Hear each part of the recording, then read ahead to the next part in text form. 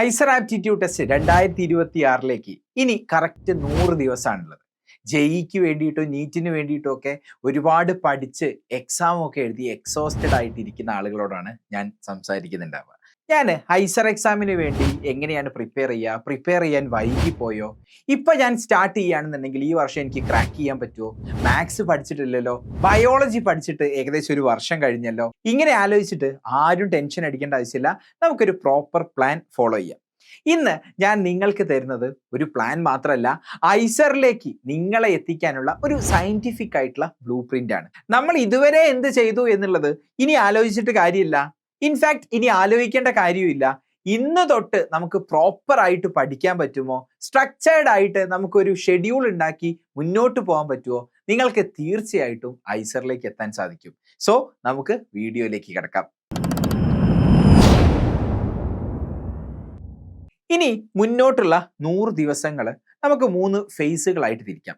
ഒന്നാമത്തെ face the foundation face. ആദ്യത്തെ 35 ദിവസങ്ങൾ നമ്മൾ സിലബസ് മൊത്തം തീർക്കാൻ വേണ്ടിയിട്ട് ഓടി നടക്കേണ്ട ആവശ്യമല്ല. നമ്മൾ പ്ലാൻ ചെയ്യുന്നത് സ്ട്രാറ്റജിക് ആയിട്ടാണ്. ഏകദേശം ടോട്ടൽ സിലബസിന്റെ 75% മാത്രം പഠിച്ചാൽ മതി. ഇനി ഐസർ ആപ്റ്റിറ്റ്യൂഡ് ടെസ്റ്റിലെ കൂടുതൽ വെയിറ്റേജ്, അതായത് നമ്മൾ കൂടുതൽ സമയം ഇൻവെസ്റ്റ് ചെയ്താൽ റിട്ടേൺസ് കിട്ടാൻ പോകുന്നത് കെമിസ്ട്രിയാണ്. ആ ആസ്പെക്റ്റിൽ നമ്മൾ നോക്കുകയാണെങ്കിൽ കെമിസ്ട്രിക്കാണ് കൂടുതൽ ഇമ്പോർട്ടൻസ് കൊടുക്കേണ്ടത്. NCERT എടുത്ത് ഓരോ ലൈനും തന്നെ കെമിസ്ട്രിയിൽ വായിക്കണം. പിന്നെ നിങ്ങളുടെ ആ ഒരു മെയിൻ പേടിയുണ്ടല്ലോ, ബയോളജി ആൻഡ് മാത്സ്, അതിൻ്റെ ഒരു ഗ്യാപ്പ്, അത് ഇനി നിങ്ങൾ പേടിക്കേണ്ട ആവശ്യമില്ല. കാരണം നമ്മൾ ഫുൾ മാത്സ് പഠിക്കേണ്ട ആവശ്യമില്ല.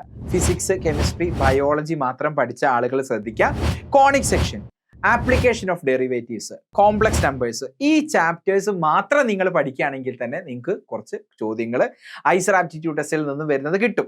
ഇനി അതുപോലെ തന്നെ ഫിസിക്സ്, കെമിസ്ട്രി, മാത്സ് മാത്രം പഠിച്ച ആളുകൾ ശ്രദ്ധിക്കുക. നിങ്ങൾ ബയോളജിയിലെ ജെനറ്റിക്സ്, ബയോടെക്നോളജി, ഇക്കോളജി, ഈ ഒരു ചാപ്റ്റേഴ്സിലൂടെ കണ്ണോടിച്ചു പോവുകയാണെന്നുണ്ടെങ്കിൽ അവിടെ നിന്നും കുറച്ച് സ്കോർ ചെയ്യാൻ പറ്റും. ഇനി രണ്ടാമത്തെ ഫേസ് എന്ന് പറയുന്നത് ദ ആപ്ലിക്കേഷൻ ഫേസ് ആണ്. ഡേ 36 ടു ഡേ 75 നമ്മൾ തിയറി ഒക്കെ പഠിച്ചു. ഇനിയാണ് മെയിൻ ആയിട്ടുള്ള പണി നമ്മൾ സ്റ്റാർട്ട് ചെയ്യേണ്ടത്. അടുത്ത 40 ദിവസം നമ്മൾ ഫുൾ കോൺസെൻട്രേറ്റ് ചെയ്യേണ്ടത് പ്രീവിയസ് ഇയർ ക്വസ്റ്റ്യനുകളിലായിരിക്കണം. ഐസർ ആപ്റ്റിറ്റ്യൂഡ് ടെസ്റ്റിന്റെ ചോദ്യങ്ങൾ കാണുമ്പം ഡയറക്റ്റ് ആയിട്ടുള്ള ക്വസ്റ്റ്യൻസ് കാണാൻ സാധിക്കില്ല എന്നുള്ളത് നിങ്ങൾക്ക് അപ്പോൾ ബോധ്യപ്പെടും. കുറച്ച് ട്വിസ്റ്റ് ചെയ്ത് വളച്ചൊടിച്ചൊക്കെയാണ് ക്വസ്റ്റ്യൻസ് ചോദിക്കുക. നിങ്ങളുടെ കോൺസെപ്റ്റ് ടെസ്റ്റ് ചെയ്യുന്ന രീതിയിലുള്ള എക്സാം ആയിരിക്കും ഐസർ ആപ്റ്റിറ്റ്യൂഡ് ടെസ്റ്റ്. ആ ഒരു എക്സാം പാറ്റേൺ മനസ്സിലാക്കാൻ വേണ്ടിയിട്ട് 2017 മുതലുള്ള 2025 വരെയുള്ള എല്ലാ പ്രീവിയസ് ഇയർ ക്വസ്റ്റ്യൻസും നിങ്ങൾ ചെയ്ത് പഠിക്കേണ്ടതായിട്ടുണ്ട്.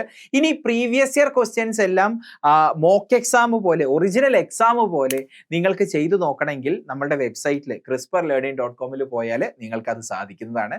അതിൻ്റെ ലിങ്ക് ഞാൻ ഡിസ്ക്രിപ്ഷനിൽ ആഡ് ചെയ്യുന്നുണ്ട്. അങ്ങനെ പ്രീവിയസ് ഇയർ ക്വസ്റ്റ്യൻസ് ചെയ്യുമ്പോഴാണ് നമ്മളുടെ കീ ആയിട്ടുള്ള ഒരു പ്രോ ടിപ്പ് വരുന്നത്, ദ മിസ്റ്റേക്ക് ഡയറി. തെറ്റുന്ന ഓരോ ക്വസ്റ്റ്യൻസും നിങ്ങളുടെ ഡയറിയിൽ ഉണ്ടാവണം. എന്തുകൊണ്ട് തെറ്റി, എവിടെയാണ് നിങ്ങൾക്ക് മിസ്റ്റേക്ക് പറ്റിയത്, ആ തെറ്റ് ജൂൺ 7-ാം തീയതി, അതായത് നമ്മളുടെ മെയിൻ എക്സാമിന് ആവർത്തിക്കാൻ പാടില്ല. അത്രയേ ഉള്ളൂ. പ്രീവിയസ് ഇയർ ക്വസ്റ്റ്യൻസ് ചെയ്യുന്ന സമയത്ത് നിങ്ങൾക്ക് ഏത് കോൺസെപ്റ്റ് ആണോ വീക്ക് ആയിട്ടുള്ളത് ആ കോൺസെപ്റ്റ് മാത്രം ഒന്നുകൂടെ റിവൈസ് ചെയ്ത് പഠിക്കുക. അപ്പോൾ ഒരു സെലക്റ്റീവ് ആയിട്ടുള്ള തിയറി റിവിഷൻ ആണ് നമ്മൾ ഈ ഒരു ഫേസിൽ ചെയ്യേണ്ടത്.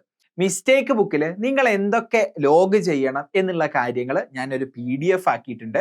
നിങ്ങൾക്കത് ഡൗൺലോഡ് ചെയ്യാൻ സാധിക്കും. ഞാൻ താഴെ ലിങ്കിൽ അത് ഷെയർ ചെയ്യാം. ഐസറിന് വേണ്ടിയിട്ടുള്ള ഒരു എക്സ്ക്ലൂസീവ് കോച്ചിങ് ആണോ നിങ്ങൾ നോക്കുന്നത്? ഐസറിന് വേണ്ടി മാത്രം ടൈലർ മെയ്ഡ് ആയിട്ടുള്ള ക്ലാസ്സുകൾ, ഐസറിലെ സ്റ്റുഡൻസ് നിങ്ങൾക്ക് തരുന്ന മെന്റർഷിപ്പ്, വീക്ക്ലി ടെസ്റ്റ്, മന്ത്ലി ടെസ്റ്റുകൾ, ഇതെല്ലാം അടങ്ങുന്ന ഒരു എക്സ്ക്ലൂസീവ് ആയിട്ടുള്ള ഐസർ കോച്ചിങ് പ്രോഗ്രാമിന്റെ കൂടുതൽ ഡീറ്റെയിൽസ് അറിയാൻ വേണ്ടിയിട്ട് താഴെ ഞാൻ ഡിസ്ക്രിപ്ഷനിൽ ഡീറ്റെയിൽസ് കൊടുക്കുന്നുണ്ട്. ഈ ഫോൺ നമ്പറിലും നിങ്ങൾക്ക് കോൺടാക്ട് ചെയ്യാവുന്നതാണ്. ഇനി മൂന്നാമത്തെ ഫേസ് എന്ന് പറയുന്നത് ദ വാർ മോഡാണ്. അവസാനത്തെ 25 ദിവസം പക്കാ വാർ മോഡ്. പഠനം നമ്മൾ നിർത്തുക. ഇനി പരീക്ഷ എഴുതി സ്റ്റാർട്ട് ചെയ്യാൻ പോവാണ്. രാവിലെ 9 മണി മുതൽ 12 മണി വരെ നമ്മൾ വേറെ ഒന്നിനെ കുറിച്ചും ചിന്തിക്കേണ്ടതില്ല. ഫുൾ ലെങ്ത് മോക്ക് ടെസ്റ്റ് ആ സമയത്ത് തന്നെ നിങ്ങൾ എഴുതിയിരിക്കണം. നമ്മളുടെ ആ ഒരു ബോഡി ക്ലോക്ക് സെറ്റ് ചെയ്യാനാണ് ഇത്. കാരണം ഐസർ ആപ്റ്റിറ്റ്യൂഡ് ടെസ്റ്റിന്റെ ഒറിജിനൽ ടെസ്റ്റിന്റെ സമയം എന്ന് പറയുന്നത് രാവിലെ 9 to 12 ആണ്. ഫുൾ ലെങ്ത് മോക്ക് ടെസ്റ്റ് എഴുതാതെ നമുക്ക് ആ ഒരു നെഗറ്റീവ് മാർക്കിംഗ് ഒഴിവാക്കാനും അതുപോലെ തന്നെ ടൈം മാനേജ്മെന്റ് വരുത്താനും വേറെ പ്രത്യേകിച്ച് വഴികളൊന്നുമില്ല. So my dear students, IISER എന്ന് പറയുന്നത് വെറും ഒരു ഡിഗ്രി അല്ല, ഇന്ത്യയിലെ തന്നെ ഏറ്റവും മികച്ച ലാബുകളിൽ ലോകത്തിലെ ശ്രദ്ധിക്കപ്പെടുന്ന റിസർച്ചർ ആവാനുള്ള നിങ്ങളുടെ വഴിയാണ് ഐസറുകൾ. നമ്മൾ ഡിസ്കസ് ചെയ്ത സ്ട്രാറ്റജി കൃത്യമായിട്ട് നിങ്ങൾ ഇംപ്ലിമെന്റ് ചെയ്യുക, ഡിസിപ്ലിൻഡ് ആയിട്ട് ഫോക്കസ്ഡ് ആയിട്ട് തന്നെ നിങ്ങൾ പഠിക്കുക. നിങ്ങളെ ഐസറിന് വേണ്ടി പ്രിപ്പയർ ചെയ്യുന്ന സമയത്ത് ഹെൽപ്പ് ചെയ്യാൻ വേണ്ടിയിട്ട് ഏറ്റവും ഇമ്പോർട്ടൻ്റ് ആയിട്ടുള്ള ചാപ്റ്റേഴ്സിന്റെ ലിസ്റ്റ് ഞാൻ PDF ആയി താഴെ കൊടുക്കാം. അത് നോക്കി ഇപ്പോൾ തന്നെ നിങ്ങൾ പഠിക്കാൻ സ്റ്റാർട്ട് ചെയ്യുക. അതുപോലെ തന്നെ കേരളത്തിൽ നിന്നുള്ള മലയാളികൾക്കായിട്ടുള്ള ഒരു ഐസർ ആസ്പിറൻസിന്റെ ഫ്രീ വാട്സപ്പ് കമ്മ്യൂണിറ്റി നമ്മൾ സ്റ്റാർട്ട് ചെയ്തിട്ടുണ്ട്. നിങ്ങൾ ഫ്രീ ആയിട്ട് തന്നെ ജോയിൻ ചെയ്യുക. ലിങ്ക് ഞാൻ താഴെ ഡിസ്ക്രിപ്ഷനിൽ കൊടുക്കുന്നുണ്ട്. പിന്നെ നിങ്ങളുടെ ഡ്രീം ഐസർ ഏതാണ്? ഐസർ പൂനെയാണോ, ഐസർ മൊഹാലിയാണോ, അതോ ഞാൻ പഠിച്ച ഐസർ തിരുവനന്തപുരമാണോ? താഴെ ഒന്ന് കമന്റ് ചെയ്യുക. എനിക്ക് അറിയാൻ ഒരു ക്യൂരിയോസിറ്റി ഉണ്ട്. അപ്പോൾ നിങ്ങൾക്ക് ഈ വീഡിയോ ഇഷ്ടപ്പെട്ടിട്ടുണ്ടെങ്കിൽ നിങ്ങൾ ഈ വീഡിയോ ലൈക്ക് ചെയ്യുക, നിങ്ങളുടെ ഐസർ ആസ്പിറൻസ് ആയിട്ടുള്ള ഫ്രണ്ട്സിനും ഷെയർ ചെയ്ത് കൊടുക്കുക.